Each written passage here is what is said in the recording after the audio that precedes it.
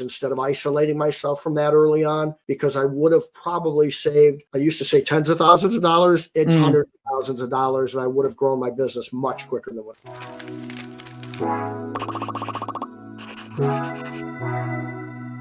The people who are open to that growth and just don't Yeah. understand the path. I love helping those kinds of people too, because I was one of those people. Right. And I love I think when you can have like deep conversations with people like we're having right now, we're making actually an impact and a change little by little that hopefully would be exponential in the future. But I'm an optimist. I believe that we can have impact. We can, in business, that's not just money, but all sorts of different ways. With our company, Higher Lead Chill, we made a decision when we broke away from Blue Skies, and Dan and I were talking, and Michael Gregory is now in, and we worked so hard. We came from investors going profit, money, grow,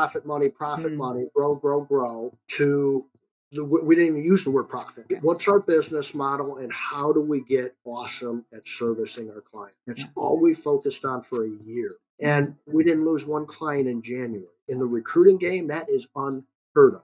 Okay. So our attrition is absolutely freaking phenomenal. And I'm proud of that. And it's good. That's what we wanted. And our business model works. So now we know we can make profit and grow that profit and grow the top line and all that stuff. And it's happened. Yeah. I think people usually do it the other way.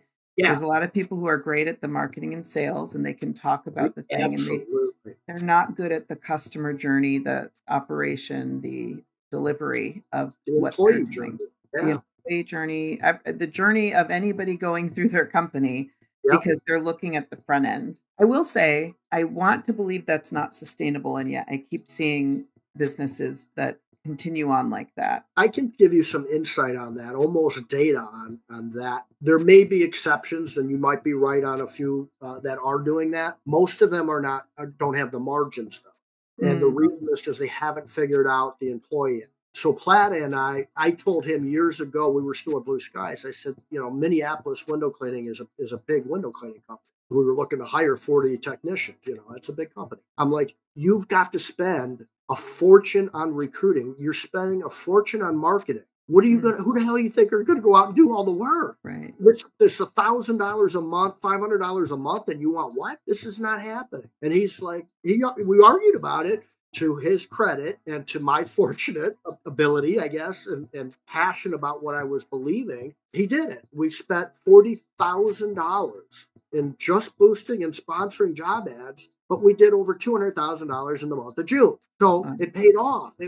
So Dan has learned, and we've done videos on this. When he's looking at somebody's books, he will tell you the data behind the ones that are focusing on investing in recruiting and boosting and sponsoring, not marketing. Okay. The ones that are putting 10 grand a month into marketing and $500 into recruiting are not growing their business. Right. The ones that are focused on the capacity side first, then the marketing side are the ones that are growing with big margins. That's just the data. Okay. Well, that's very helpful because I focused so much on the back end of my business and making it really good, and employees and culture, all of that customer journey. So it's good to know that as we scale and grow, the margins will be good. I'm holding you to that.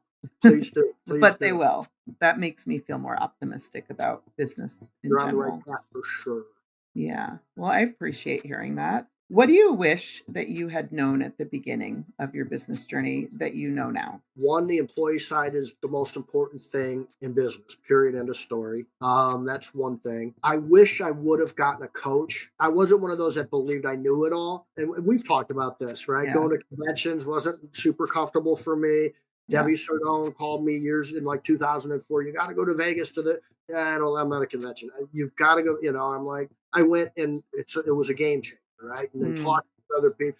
I wish I would have known you can build relationships with your competitors and learn from each other and have each other's back and do what we're doing right now. And that's talking about crazy things that we all have in common that we struggle with: perception, ego, recruiting, whatever it is. I wish I would have known those things instead of isolating myself from that early on, because I would have probably saved, I used to say tens of thousands of dollars. It's hundreds of thousands of dollars. And I would have grown my business much quicker than Well, and also the longer that you're in business without that, like I found it very hard because I spent Well, about a decade without that community me and too. just trying to figure it out the hard way on my own in my little isolated business world. Yep. And then when I started getting good coaching or even just being in industry events or whatever, I heard all the things, but my mindset was that old school mindset, and it was always a fight to get me on board, and it still takes me a long time to I'm not a quick implementer,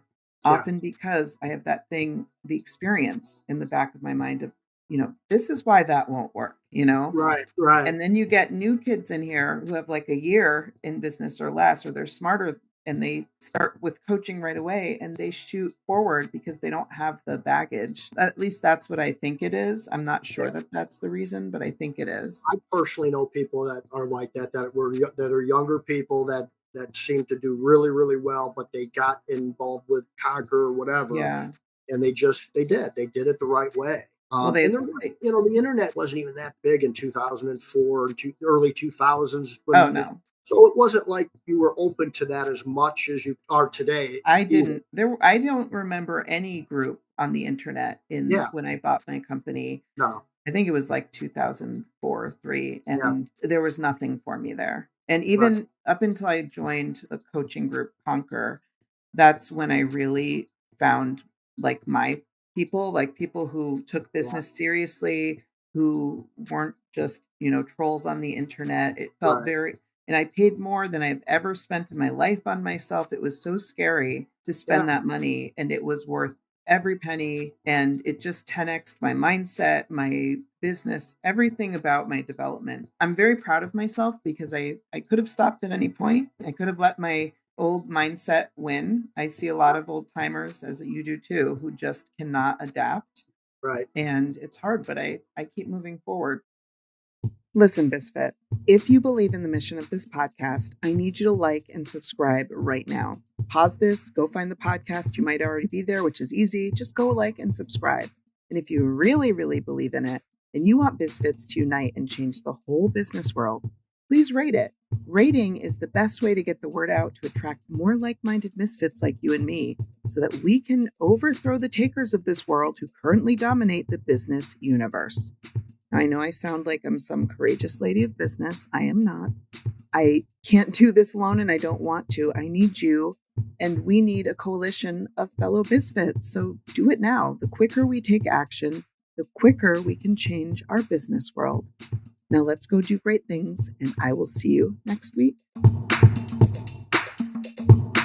a misfit. I'm a misfit.